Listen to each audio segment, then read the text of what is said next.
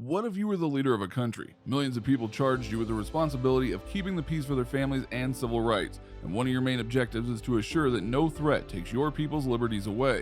What weapons would you manufacture to assure peace? For your consideration, we are bringing you the most powerful weapon ever created, and to do that, we must look into a history at other contending weapons. Now, as we begin, be sure to give a thumbs up, bang on that subscribe and notification buttons, and go ahead and share this video. I love the smell of napalm. Napalm is that mixture of acids used to thicken gasoline for flamethrowers or firebombs, and it can burn at a temperature of 1000 degrees Celsius or 1800 degrees Fahrenheit. It was developed by US scientists during World War II, as well as several conflicts in its aftermath like the Greek Civil War in 1944-49, Indochina from 1946 to 54, the Korean War from 1950 to 53, the Algerian forest burnings, and the battlefields in Cuba in the late 1950s, and of course for over a decade in the Vietnam War. And even though a 1979 international agreement was reached to prohibit napalm, variations of it called Mk-77 incendiary weapon was still used in the early 2000s in Afghanistan and Iraq. This weapon can burn down thousands of acres of rainforest and almost turn a desert sand into glass. What a powerful weapon to have in your arsenal. Even Obama loved his Predator drones. If you were the leader of a country, keeping your soldiers out of harm's way as much as possible would surely be in the best interest for your people. So unmanned aerial vehicles, aka drones, are the eureka that meets conventional military standards for ruggedness and reliability for intelligence and combat functions. The Predator and Reaper drones have the ability to remain airborne for up to 40 hours while performing exceptionally in reconnaissance missions. And if the stuff hits the fan, the Predator and Reaper drones are able to operate at altitudes of 15,000 feet, carry 1,700 tons of Hellfire missiles, and execute precise strikes on targets. The Predators and Reapers are silent and invisible to radar when close to the ground, and the military-industrial complex uses them mostly for the global war on terror. So would you manufacture a large fleet of these drones to protect your country? Sarin gas. Sarin gas is among the most dangerous substances during warfare. It is a human-made substance classified as a nerve agent, and nerve agents are the most toxic and rapidly acting of the known chemical warfare agents. Sarin is a clear, colorless, and tasteless liquid that has no odor in its pure form. It causes most damage as a liquid, yet still has devastating effects when in gas form. It doesn't only harm humans, it affects the entire environment. If it is released into the air, people can be exposed through breathing or even through the skin. Plus, it mixes easily with water and therefore the food supply. Even one's clothes aren't safe against sarin. Symptoms will appear within a few seconds after exposure to the vapor form of sarin and within a few minutes to hours after exposure to the liquid form. And actually, exposure to large doses of sarin by any route may result in loss of consciousness, convulsions, paralysis, respiratory failure, and of course, all of these lead to death. Yet, it's not exactly the most powerful weapon on Earth.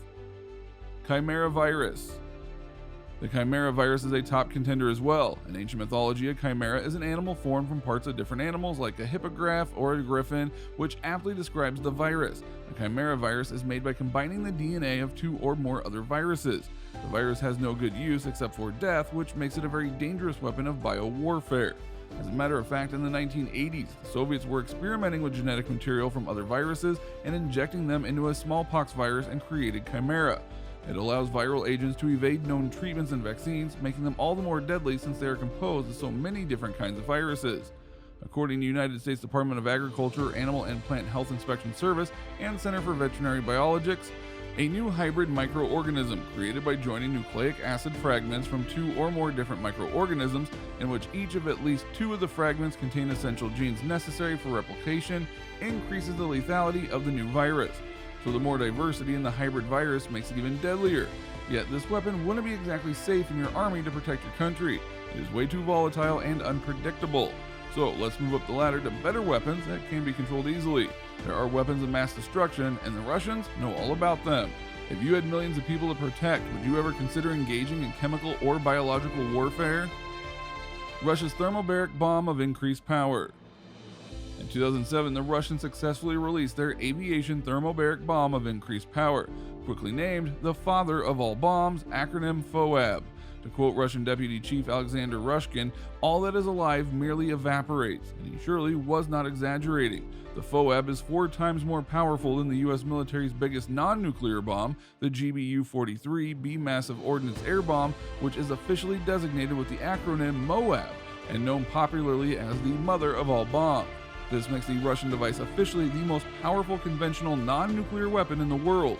It yields an equivalent of 44 tons of TNT. Its blast and pressure wave has a similar effect to a small nuclear weapon. The bomb detonates in midair, causing a supersonic shockwave and extreme temperatures. Since it is a thermobaric weapon, it generates longer, more sustained blast waves with higher temperatures compared to conventional explosives.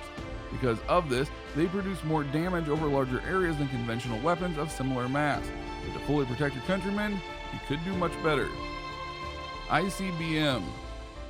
One of the most powerful weapons in the world with global range, the Intercontinental Ballistic Missile can travel at least 3,400 miles and was built primarily for transporting nuclear weapons. They have the capability of being launched from airplanes, submarines, missile silos, and vehicles. They will enable your country to strike and destroy any target on the globe.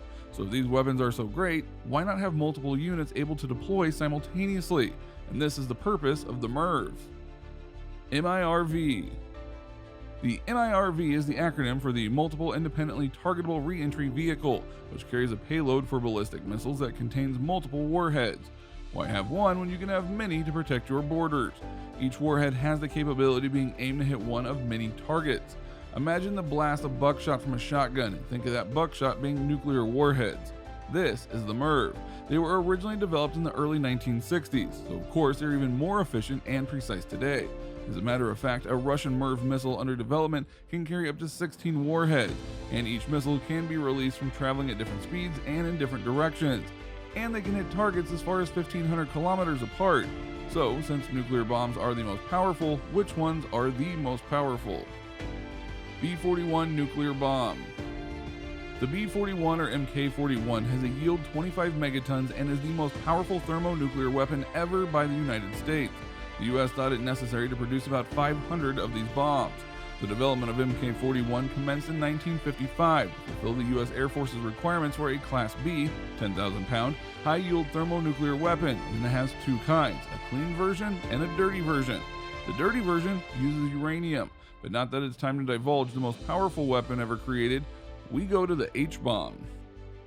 Tsar Bomba, aka hydrogen bomb or H-bomb. And with the H-bomb, every aspect of the phrase weapons of mass destruction applies to the H-bomb, aka the Tsar Bomba. The weapon was the Soviet Union's rebuttal to the United States nuclear program. It is a massive device designed to decimate everything. Only one was ever detonated, and the Tsar Bomba remains the most powerful device ever detonated by mankind. To compare the most powerful device the United States ever created was the B-41, which has a maximum yield of 25 megatons of TNT. While the Tsar Bomba has a maximum yield of 100 megatons of TNT. If you were the leader of a country aimed to protect your people, having this bomb wouldn't even seem justifiable because of its massive destruction. The mushroom cloud it creates is estimated to have gone as high as 40 miles in the sky, which is about 7 times as tall as Mount Everest. At this height, the mushroom cloud goes through the stratosphere as well as the mesosphere. And in that mushroom cloud, there's a massive fireball that can be visible from 600 miles away. This is the most destructive weapon on the globe and could definitely be considered a doomsday weapon. If you were the leader of a country, would you want to possess a few H-bombs? Overall, what are your thoughts about the most destructive weapon on Earth, plus the others mentioned in this video? Drop your thoughts in the comment section, give us a thumbs up, share, subscribe, and then ring that notification bell.